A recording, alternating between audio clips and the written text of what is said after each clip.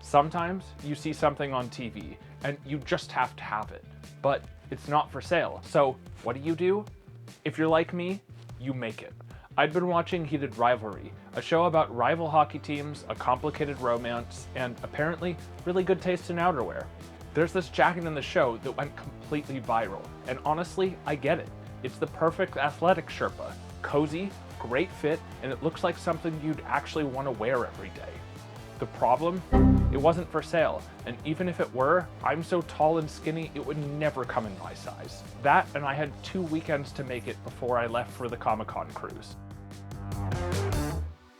I started with Berta 6718, a raglan sweatshirt pattern. It's a commercial pattern, so I can't show you the editing process, but here's the short version. I made a digital copy, adjusted it to fit me, and then added 5/8 of an inch seam allowance down the center front. I'll show you the final version of the pattern when I adjust it based off of the mock-up, but that's all you need to know here, so let's get to the mock-up. Before I cut into the real fabric, I made a mock-up. I cut 5 pieces, 2 fronts, 2 sleeves, and 1 back. I used my projector to cut. I have a full tutorial on that process, I'll link it above. Sewing it together is straightforward. Sleeves to back, sleeves to front pieces, sew up the sides. Then you try it on. I'm pretty happy with how the mock-up is fitting right now. For once, the length of the body is actually spot on, as well as the sleeves. The problem is the neck hole. The neck hole is way too large. This was originally meant for a sweatshirt, and so you would have a hood attached here, but since we're trying to do a collar, we're going to need a neck hole that's a lot smaller. I'm going to find all the seams that are connected to the neck hole. I'm going to seam rip them, and then I'm going to add a couple of inches of fabric to each of them, and then sew it back up.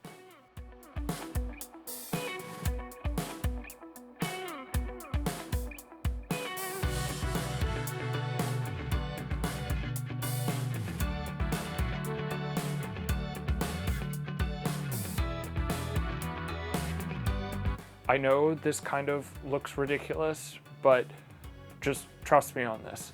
The entire point of this process of adding the extra fabric is so that I can make the neckline a lot tighter, basically to where my natural neckline is. And so now that I have the extra fabric, I am going to pull this tight and then mark out where my natural neckline is and leave an extra 5/8 of an inch for seam allowance, and that will get me to what I need to be able to later add a collar to this.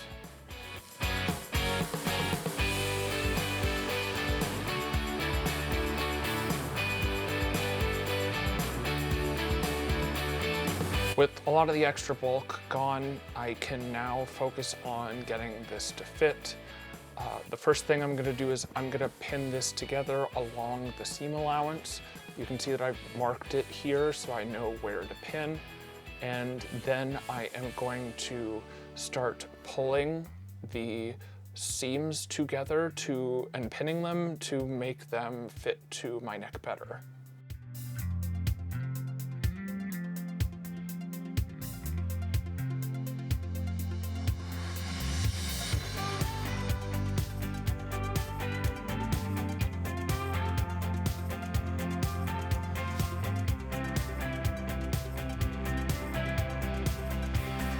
After a bunch of tweaks, here is where we are at. I am pretty happy with the state of the neck hole. It isn't perfect, but it's close enough. So I'll be moving on to making the collar. I drafted something close to a Mandarin style collar. I'll link the tutorial I used in the description. A rule I learned from making my Peter Pan costume: draft the collar taller than you think you'll need. Once again, it's always easier to take fabric away than to add it back. Starting from the center back, I pinned the collar on, and I always do it this way. If you try to pin from one side and work your way around, the collar ends up off-center just about every time. Pin center back to each front side independently, and it fits just right. I sewed it the same way, center back to one front, then center back to front on the other side. Take your time here. Accidentally sewing a fold into the collar is very easy to do. I think I nailed it on the first try. That, like, never happens. Mockup is done. Time to update the digital pattern based on what I've learned. And to do that, you have to take the whole thing apart. Before you rip a single seam, mark every seam placement with a Sharpie. All of them. Trust me, this is worth the 5 minutes it's going to take. Once it's all seam ripped and pressed flat, I photographed each piece on my cutting mat. The grid helps me correct for camera distortion when I bring the images in. The way that I've done this in the past is bringing it into Photoshop and warping it until the grids line up. Honestly, I've always found that process kind of annoying and fiddly. So I built something better. I'm a software developer. I work in the film industry building tools for artists, and I put together a prototype called Seambeam that makes this unskewing process much faster and cleaner. It's what you see me using here. If you want to hear about it when it's further along, I'll have a sign-up link in the description. With the corrected images brought into Inkscape, I updated all the pattern pieces. Here's what the front, back, sleeve, and collar pieces ended up looking like. It's day 2, and unfortunately on day 1, I forgot to place and pattern the pockets. And so while I was updating the digital pattern based on the torn apart mock-up, I went ahead and drafted some pocket placement and patterns based on a bomber jacket that I already have and like the pocket placement for.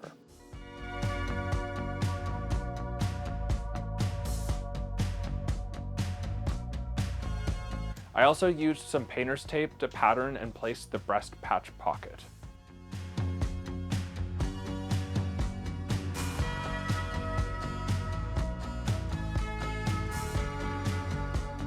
Patterning done.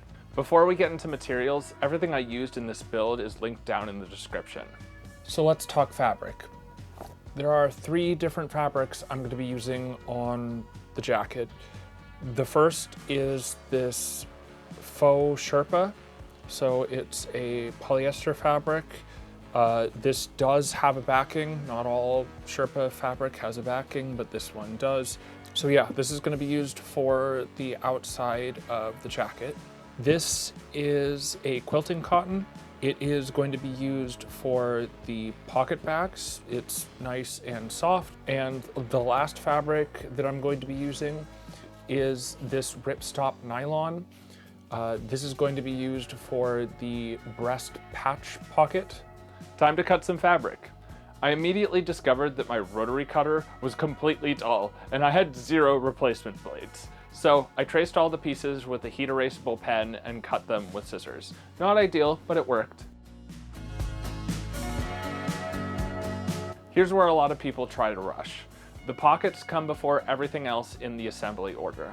And it feels frustrating because I want to put the main pieces together so I can try it on, but there's a reason we do the pockets now. It just makes construction easier. The first pocket is the front patch pocket, the zippered one on the left breast.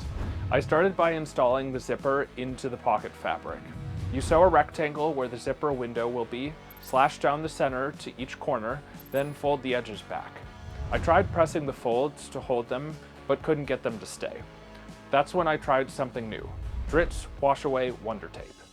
I used it to hold the folded rectangle edges flat and position the zipper, then sewed around the window to attach it. It works great.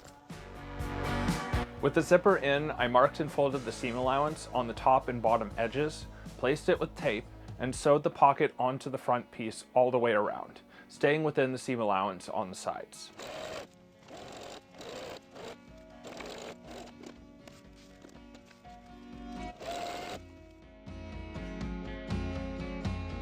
The bottom pockets are Welt zipper pockets, and this technique is one of those things that feels completely wrong the first time you do it.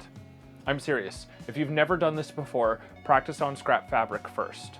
But once you understand the logic, it makes total sense.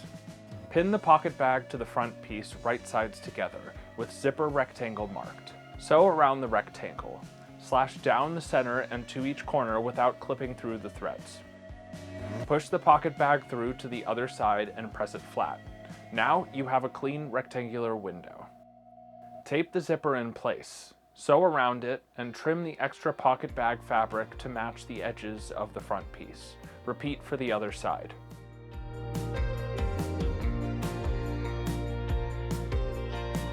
With the patch pocket attached and the two zippers adhered, we've gotten through most of the technical sewing, and now we're going to go to do some pre-finishing. So we're gonna finish all of the edges before we actually start sewing the main garment together. So I'm gonna take the serger that's behind me and I'm gonna finish the seams of all the edges of all the pieces so I don't have to think about it later. But the first piece and the most special piece that we're going to do that with is the pocket bags. You can see here that I've already got the second piece of the pocket bag on here and I've pinned it to the first piece. And so it's just these two pieces together. It's not pinned to the outside layer. And this is because we're going to be serging the top of the pocket bag. And the reason is because this is the only edge that isn't going to be covered by something else. So we've got the middle edge that's going to be covered by the zipper. We've got the bottom edge that is going to be covered by bias tape. And then we've got the side edge, which is going to be serged. And so we have to first finish, in this case, serge the top of the pocket bag for each side of the front so that we have a finished edge here. All right, time to put on some good music and just serge everything.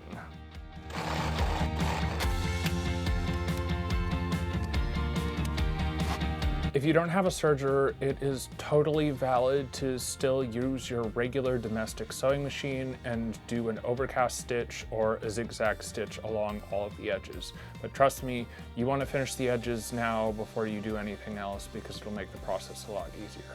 If you do use a serger, I'm going to show you a pro tip of what to do with the ends.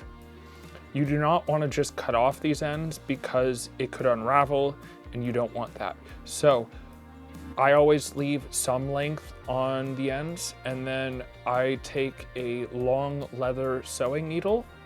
We're going to take this and weave it back into the serging. So I'm going to thread the needle with the end, and we're just going to go into the serged end. And we are going to keep the needle going through for a couple inches. That probably is long enough. And then if we pull this all the way through, it takes the serged end with it, and then we can cut it off here. And so even if you do stretch, which this fabric doesn't stretch, but if you had a stretch fabric, it would stretch with it, but it would still encase the end here, and so you don't get an unraveling end. And so I'm going to do that for all the pieces. Now all the parts have serged finished edges with the exception of the collar, and that's for two reasons.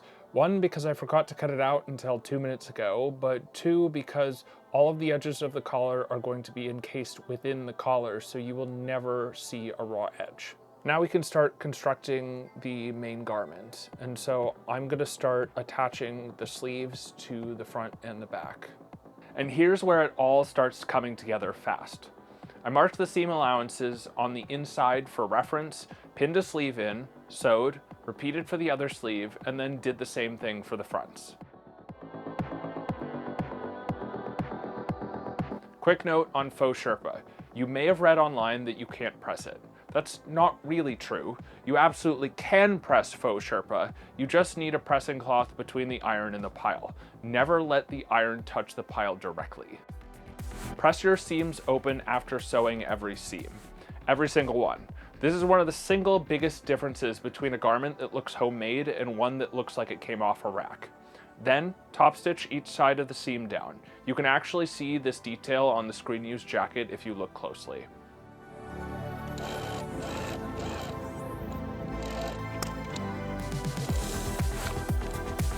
For the collar, I started marking the seam allowance and sewing the tops right sides together, and then sewed the back of the collar onto the neck hole, taking the same approach as the mock-up.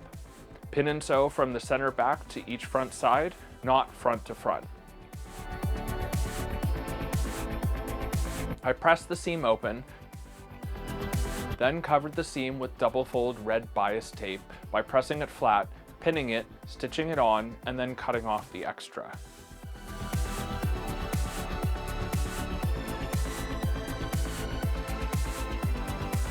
And now the zipper. I pinned it to the front using clips and sewed it on. I repeated for the other side. I made sure it worked and then top stitched both sides down using a zipper foot.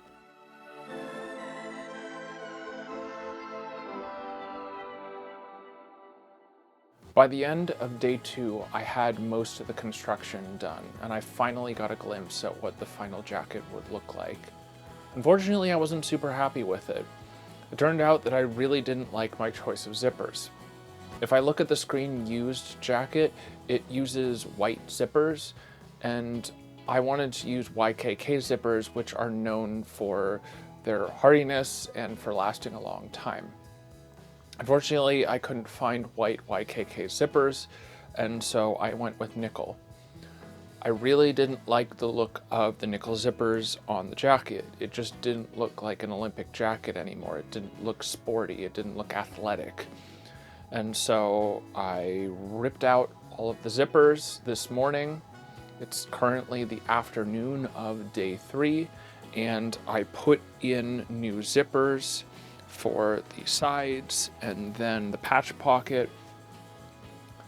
I just don't have the center front zipper yet. It's coming later today, so I'm going to work on the rest of this until I can get that zipper. While I waited for the new zipper, I sewed the sides of the jacket from the sleeve hem to the bottom hem and pressed them open.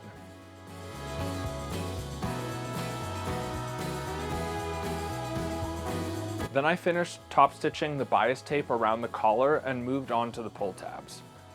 This is a small detail that makes a big difference. A little loop through the zipper pull makes everything feel like it was manufactured rather than handmade.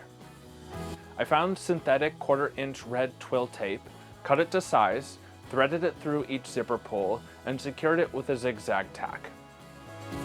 I made sure to use synthetic so I could finish the ends cleanly with a candle flame later. The bottom hem and sleeve hems are finished by removing any extra fabric and adding white bias tape. I machine sewed on one side of the bias tape now to attach it, and will hand finish the other side later. Day 4, the zipper arrived. I clipped it into place, sewed both sides, and top stitched from collar to hem.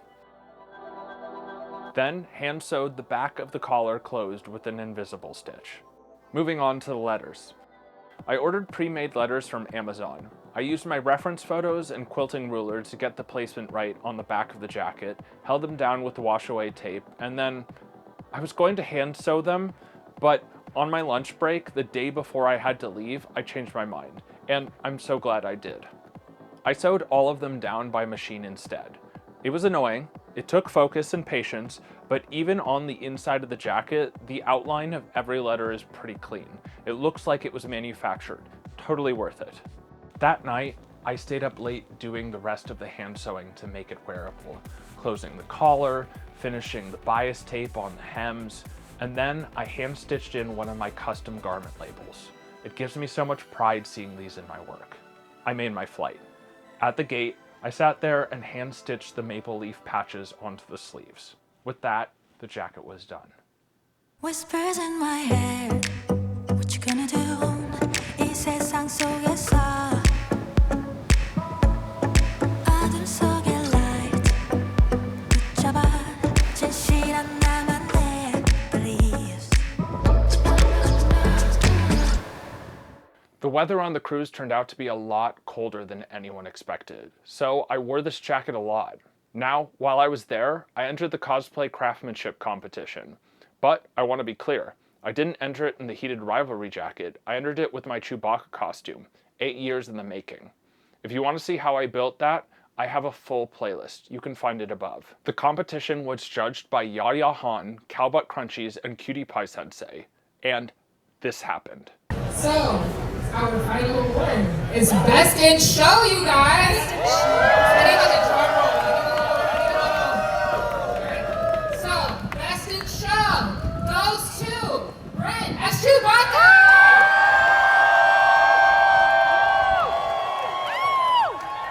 Thank you so very much. Chewy will win $500. So drinks are on him. Please enjoy your winnings. Congratulations. I still can't believe I won. My first cosplay craftsmanship competition. But here's the thing I keep coming back to. Every time I wore the heated Rivalry jacket around the ship, people stopped me. Fans of the show asking if that was the jacket, asking where I bought it. I didn't buy it. I made it in 2 weekends, late at night, with a ripped out zipper on day 3.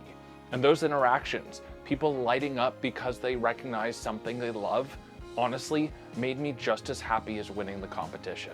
That's why I love cosplay. You take something that exists on screen and you make it real. And it connects you to people who love the same thing as you do. If you want to build your own jacket, I've got everything I use linked down in the description. And if you enjoyed this video, please hit the like button. It genuinely helps the channel. If you want to see more, consider subscribing. Now, I have one last question for you.